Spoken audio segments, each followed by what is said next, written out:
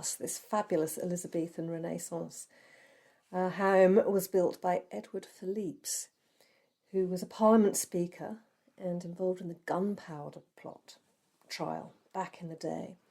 The house was built 1598 to 1603. I'm here at Montacute House, an Elizabethan court 400 years ago, and it's stunning. I'm just waiting to do a tour of the gardens. This is the side bit.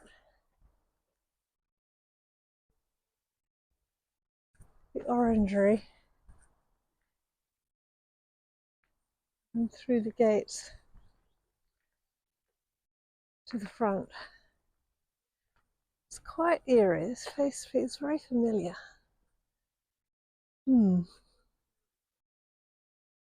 Absolutely gorgeous. We'll look inside later. You can only go to the first floor. The other two floors are shut. Amazing. This is the back of the property.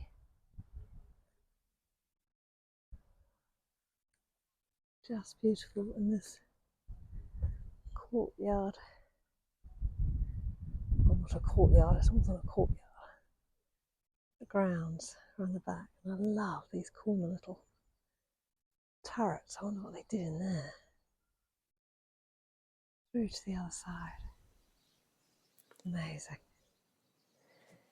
This was originally the front of the house that faced the road, and they added another side of it on the other side, which was the photo you saw earlier. And these are down to the porters' lodges, which would have been on the edge of the road to see people in. And the gardens were just beautiful. And this is known as the Wibbly Wobbly Hedge. It was due to snowfall in, I think, 1947 or something, and they've kept it since.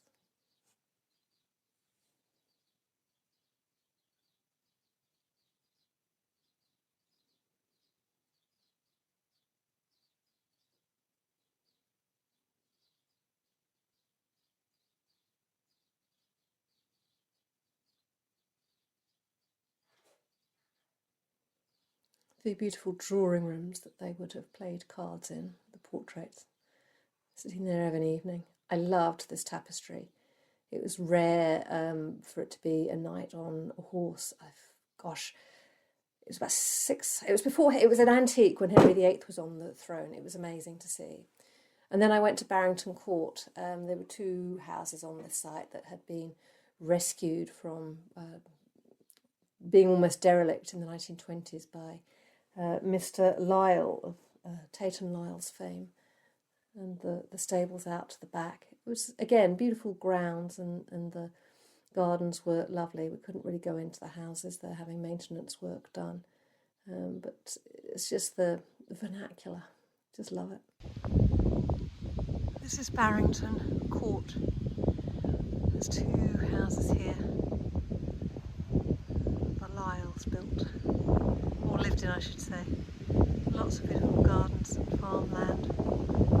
Real working estate. I'll get to do the tour and find out the history. Stunning. And that's just a still shot of the house in all its glory. We have wonderful sunsets from my bedroom window. Of course, photos don't do it justice, but the colours are amazing. I continued into Sherborne, and this is the Abbey there. You've probably guessed by now that I quite like the old churches and cathedrals and history. I studied a lot of them as a child, going to Catholic convent school and learning all about the monks and the dissolutions and all of this. It's I just think that the structures and how they built them 500 years ago, if not longer. I mean, this would have been on the site for over 1,000. It's just totally incredible. And these were buildings just outside the Abbey. It curves round. It's rather lovely. I did like Sherborne. And I loved the chickens. These are a few of the gaggle. Really are. Rule the roost and pecking order. You can see where those expressions come from. And then I headed to Stourhead, a magnificent home known as a living work of art since the 1740s. And it has a world-famous landscape garden, complete with temples and grottos. But they were focusing on the ladies that had made the eras over the last 300 years. There was a lot of focus on their outfits and letters and drawings and history. And this was the library in there, and the artwork up the top was enamel on glass, and it was like a 3D version coming through. It was so bright. A sort of a closer look at it. It was exquisite. I've never seen anything quite like that. And the drawing rooms, and it was a large home as well. And they had it was built by the Hoare banking dynasty. It's still the last private bank left in Fleet Street in London.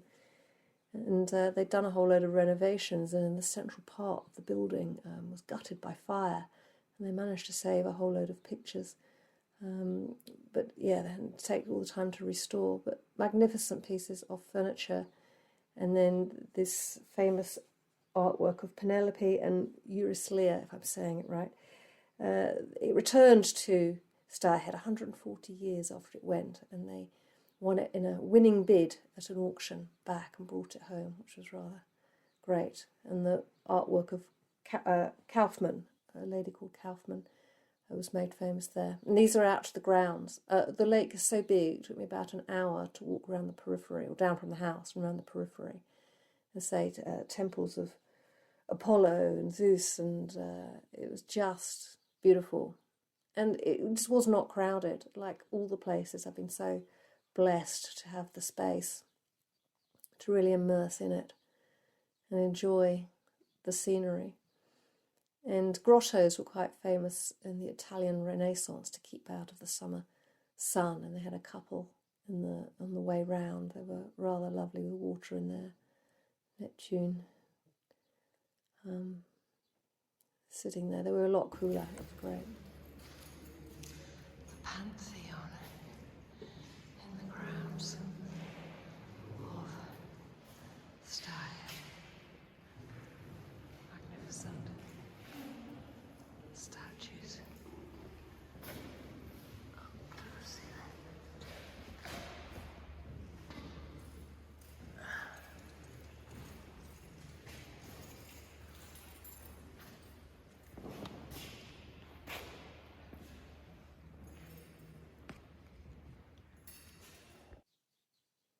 This was the outside of the temple.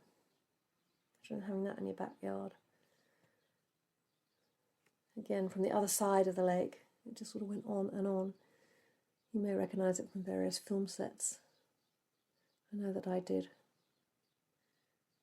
And at the end of the walk, this was near the end, there was a little village and a pub and all sorts going on.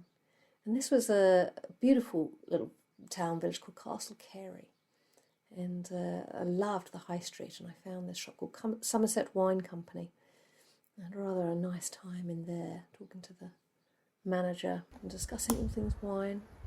Maggie, where's the pot? Of course, the dogs in the garden. Maggie with her pot. Where's the pot?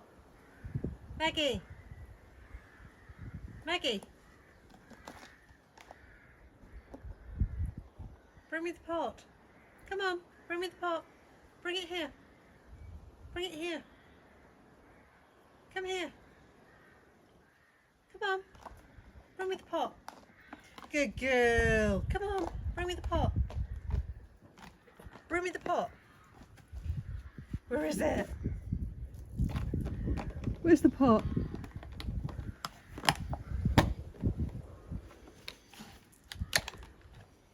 Maggie, bring me the pot.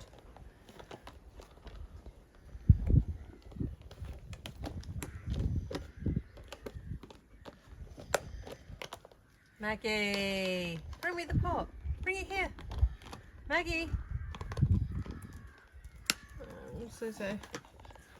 You're missing out. Oh, what are you bringing me? Oh, you're bringing me a leaf. Oh, you beautiful girl. Oh, you're bringing me a leaf. Thanks, sweetheart. Yeah, you're beautiful too, aren't you? Yeah.